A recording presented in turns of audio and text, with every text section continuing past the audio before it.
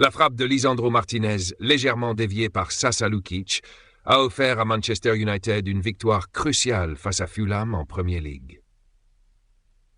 Alors oui, ce match n'était clairement pas le plus intense ni le plus mémorable, mais il a permis à l'équipe de Ruben Amorim de repartir avec 3 points essentiels.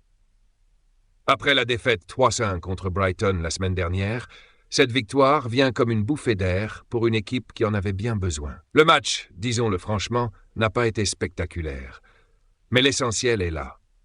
Manchester United a su faire ce qu'il fallait. La décision s'est jouée à la 78e minute, lorsque Martinez, d'environ 30 mètres, a tenté une frappe qui a fini sa course au fond des filets grâce à une déviation de Lukic. Le ballon est allé se loger juste sous la barre transversale. Cependant, les chiffres ne mentent pas. United n'a cadré qu'un seul tir sur l'ensemble de la rencontre, avec seulement 4 tentatives au total. Pas glorieux, n'est-ce pas? Et Fulham n'a pas fait beaucoup mieux. À la 90e minute, Toby Collier a dû sauver son équipe en dégageant une tête de Joachim Andersen sur la ligne. Et dans les arrêts de jeu, Amad Diallo pensait avoir doublé la mise, mais son but a été refusé pour hors-jeu. Malgré la victoire, on ne va pas se mentir. Tout n'est pas rose pour Manchester United. Ruben Amorim a encore beaucoup de choses à régler. Prenons l'exemple de Rasmus Højlund. L'attaquant a complètement manqué son match. Invisible la majeure partie du temps, il n'a touché qu'un seul ballon dans la surface adverse. Franchement, pour un joueur qui a coûté 72 millions de livres, on s'attendait à beaucoup mieux. C'est clair qu'il a besoin d'être entouré de joueurs plus dynamiques pour briller. Mais il doit aussi apprendre à créer ses propres opportunités. Amorim devra trouver une solution rapidement. D'ailleurs, les faiblesses de l'équipe ne s'arrêtent pas là. Les latéraux, par exemple, n'ont toujours pas répondu aux attentes. Dalot, malgré quelques tentatives, n'a pas été assez efficace dans le soutien des attaques. C'est simple.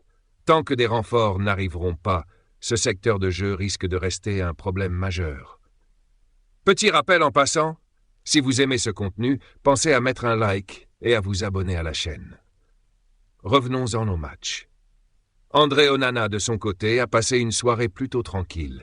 Fulham n'a pas assez testé le gardien, ce qui est bien dommage, car United a montré des failles qui auraient pu être exploitées. Quant à Lisandro Martinez, héros du match avec son but décisif, il n'a pas échappé à la polémique.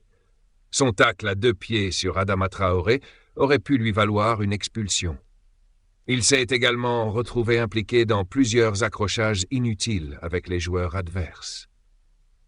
Ces excès d'engagement, bien que parfois utiles pour imposer une présence physique, ont terni sa prestation. Bruno Fernandes, repositionné en numéro 6, semble toujours à la recherche de ses marques dans ce rôle. Bien qu'il ait tenté de se montrer créatif, notamment sur un coup franc en début de seconde période, on sent qu'il est plus à l'aise lorsqu'il joue plus haut sur le terrain. Pour l'instant, ce repositionnement ne fonctionne pas comme prévu, et cela affecte la fluidité de l'équipe.